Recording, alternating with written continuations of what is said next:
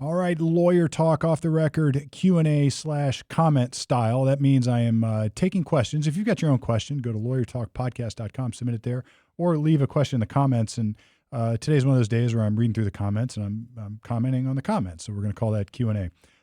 This one comes from Conduct Orm like, I don't know. What's it say? Conduct or Mike 3-step. All right. So this commenter is responding to a question that we asked in one of our shorts. It looks like, do we really have privacy understanding the court's decision? And the commenter says, common sense would dictate yes if somebody is suspected of a crime, no if they aren't. Don't do anything illegal outside and nothing to worry about. I can see my neighbor's backyard from the road. You can't own the air, only the airspace, which any citizen can file for. Like so many other things, I agree and I sort of disagree, and I have a different take on it. So there's a real black and white way of breaking this down. And I've had this debate with plenty of people on all sorts of sides of this. On the one hand, you could say, look, pull my car over whenever you want, have a checkpoint whenever you want. Come search my house. I don't care. I have nothing to hide. I don't do anything wrong, so you can look in my house whenever you want. I had one very good dear friend of mine. I love him to death. We had this conversation on a drive down to Kentucky one time, and he's like, "Yeah, pull us over, whatever," because that was on 23, and that's a drug corridor, and it's infamous for police pulling people over for things like following too closely, or maybe, if you're driving an out-of-state rental car or something, they'll find a way to pull you over and search your car for drugs. And, on the one hand, I sort of agree. It's like, look, let's stop this drug trade. Let's stop the opioid epidemic. Let's kill it in its tracks. So if I'm not doing anything wrong, please search my car. I'll prove it to you all day long, every day.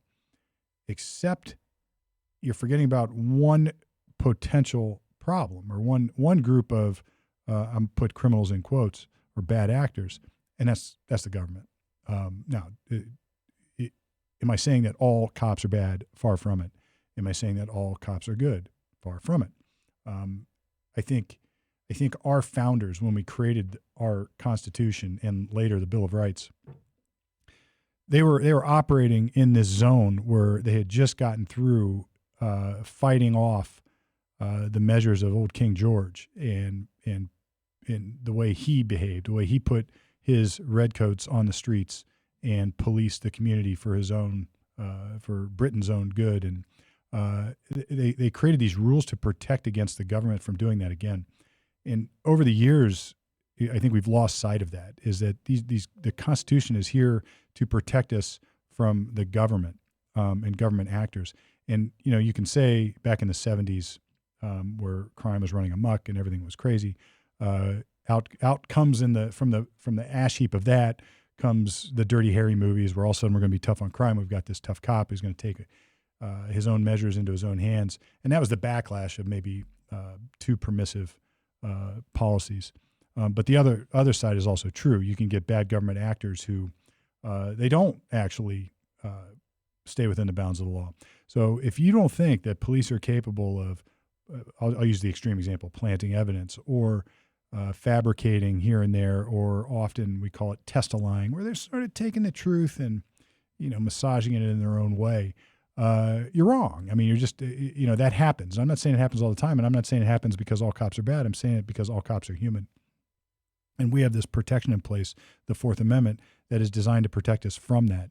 And the price we pay for that kind of protection is that our society will automatically, if these rules are applied, let certain criminals get away. And that's just part of it. Because as I've said thousands of times here and other podcasts, wherever, it's easy to get rid of all crime. The Nazis did it. They put boots on the ground, jackboots on the ground, and they ruled with an iron fist, and they were the only ones that had guns, and they were control of everything. I mean, you could theoretically eliminate street crime that way, except for the crimes committed by the government while they were doing it, right? And that's the problem. So we've got this balance in our country that is designed, maybe on its face, to be imperfect, yet perfect. Maybe that, I don't know if that makes sense, but I think you get it. So the idea here is if we don't protect those who maybe the wrongdoers with these same constitutional rights as we protect everybody else, they're not going to be there when you need it. and that's why